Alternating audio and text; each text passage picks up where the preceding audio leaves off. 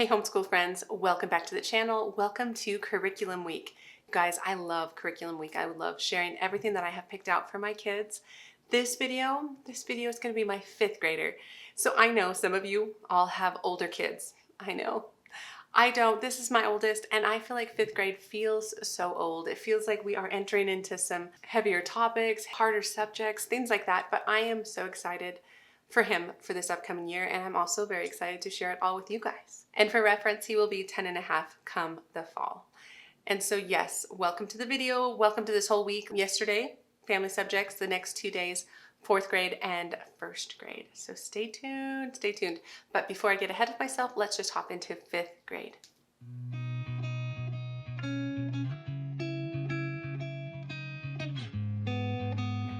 So hi, my name is Angie. Welcome to the channel. Welcome back, all the things. So like I said, 5th grade. But first, I do need to say a quick shout out to Sonlight for sending me some curriculum. They sent me the Language Arts Level D for my review, and so I will be sharing some of those resources in today's video. Which reminds me to say that this is just his individual subjects, like his skills-based subjects. Yesterday's video, the Monday video, I talked all about our family subjects because him and his younger sister are combining for history, Bible, literature, science, and a few other things. And I talked way more about that yesterday. So go see that video if you want a little bit more. But today we're going to be talking a lot about language arts and math and stuff like that. So we'll start with language arts because that is the biggest subject. First thing I want to be talking about is something we've been using and we've been loving. So this is Essentials. So this is Logic of English Essentials. I have a big detailed flip through for you if you are at all curious about this program and how it works. It's basically 30 units long, and then there's 3 different levels, A, B, and C. And last year he did the entire program at level A.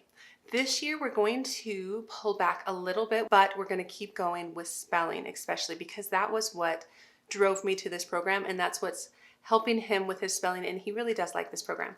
So basically we're just keeping a couple days from here. We're keeping the phonics and the phonics review as well as the spelling rules, spelling lists, because it goes on to new words in the level B section of the book. And so this is going to be primarily his spelling program.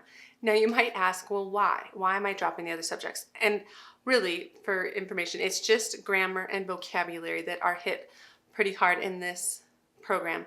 The reason is you're going to see he has another kind of large program, and honestly I just didn't want to overwhelm him because I feel like this is a heavy lifting program. This took a lot of effort.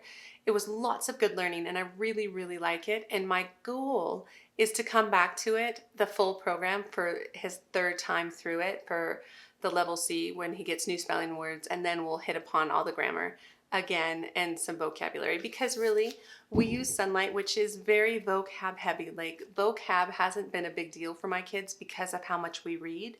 And then grammar, I feel like we hit it so hard this year that I don't know if we need to repeat it at that level next year. I feel like we could take a breather on grammar. I'll share with you my small plan for grammar in just a second, but we're going to take a break and then pick it back up the following year. That's my plan, but we're still very much using this. We're just using it how I need to, because otherwise I feel like it would have been too much. So let me just get into the thing that kind of made me have this realization, and that is structure and style. So this is IEW's structure and style. I picked 1A for him. We haven't ever used these programs.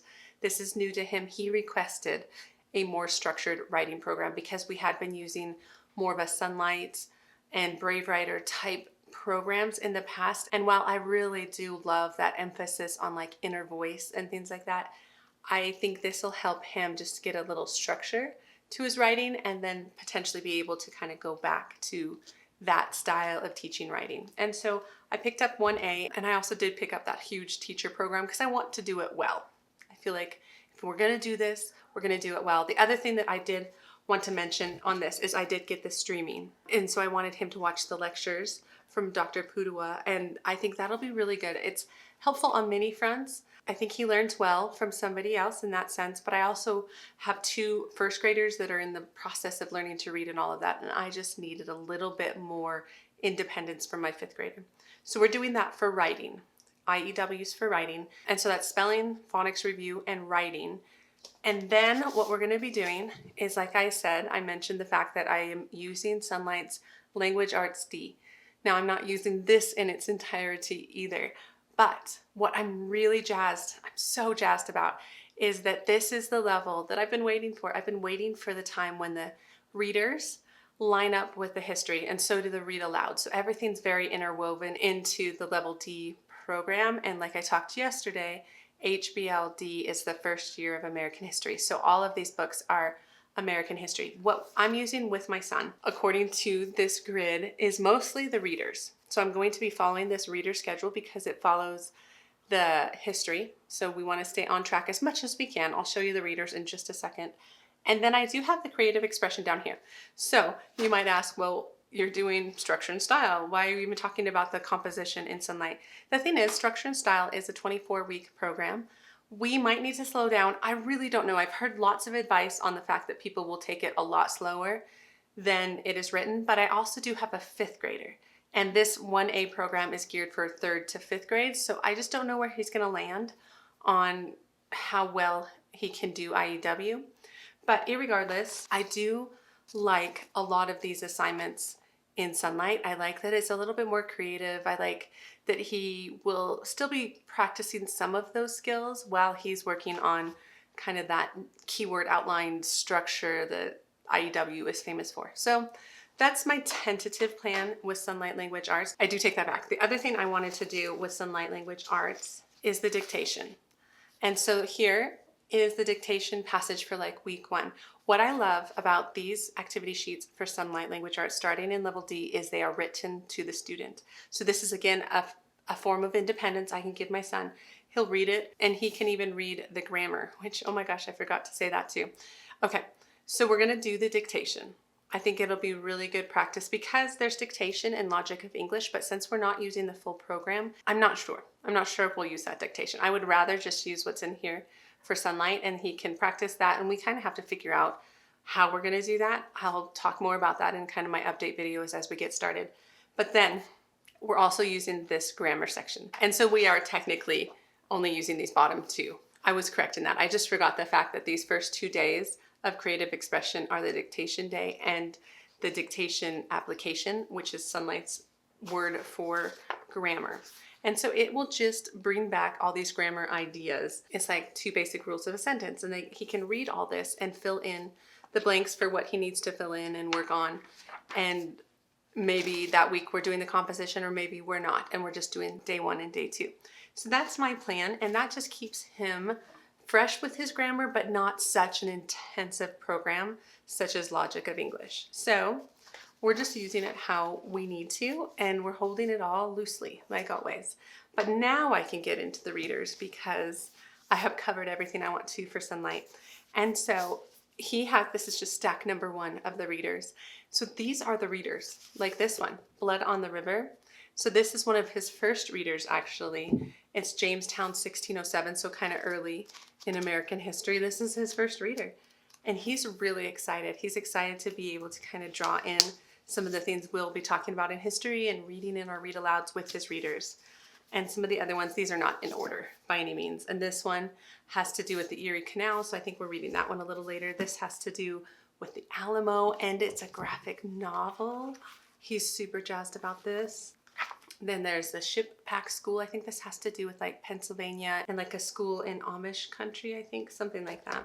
And then here's a mystery, which I'm excited about. It's The Secret of the Sealed Room, a mystery of young Benjamin Franklin. I think that sounds so fun. He's not necessarily my mystery kid. My daughter is more so, but I think he'll still like it.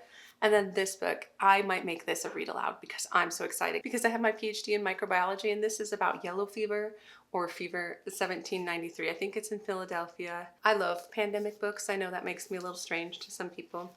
But this one's The Corn Grows Ripe, and I think that has to do with the Mayan culture. Squanto, Friends of the Pilgrims. Sarah Witcher's stories. This has to do with this girl that gets lost. A folk tale from New Hampshire. So we're talking that time frame. Jericho's Journey. I think this is a Texas one. Yep. Their family's moving or wagon training to Texas. Sarah Plain and Tall. I think that has to do with a woman who is brought out to mother the children, or I don't know, something like that. And then there are 2 of these. These is Nyanuki and Om Costo. I remember reading these in school. I remember Like these were some of the first books I read on my own, so it's very appropriate actually where we're at. Is I feel like I have memories of these books, and so I'm really excited about the history, about kind of them feeling it from like the indigenous point of view, and so that's really good. And then this is The Cabin Faced West, and then there's a few other that are a little bit bigger. So this is The Thanksgiving Story. So this is a reader. It's got some pictures, but it's still got a decent amount of text, but I think they'll go through that one quickly, as well as this one, Phoebe the Spy. Something to do with George Washington. And then The White House is Burning. So originally I thought this was a history spine. It's not. It's a reader. So they're reading it to themselves. It's definitely more non-fiction-y in their reading, so I think that'll be good too. I like that they're getting exposed to so many different types of literature in their reading. So those are the assigned readers. That's a lot, but I'm so jazzed. I think he'll do so well. So now before we get to math, he has some independent subjects, and next year he'll pick up Typing 3 from The Good and the Beautiful. This is the last typing program. He's worked through 1 and 2, and it's been just fine. And then he'll start his Mind Bender book. He just finished this. He finished level 3, so I'm holding up his sisters. I got them mixed up. So he's gonna do level 4. And honestly, these can be a little hard. They were getting hard here at the end, so he might not start this until like January, but we have the resource. And then he has handwriting. This might be one of his last years doing handwriting. His handwriting's okay. I mean, it's not amazing, but it's legible and it works pretty well. And so we have the Danielian handwriting, grade 5 for him. And then a quick test prep, which we use these to just practice the skills for standardized testing because we have to test in our state.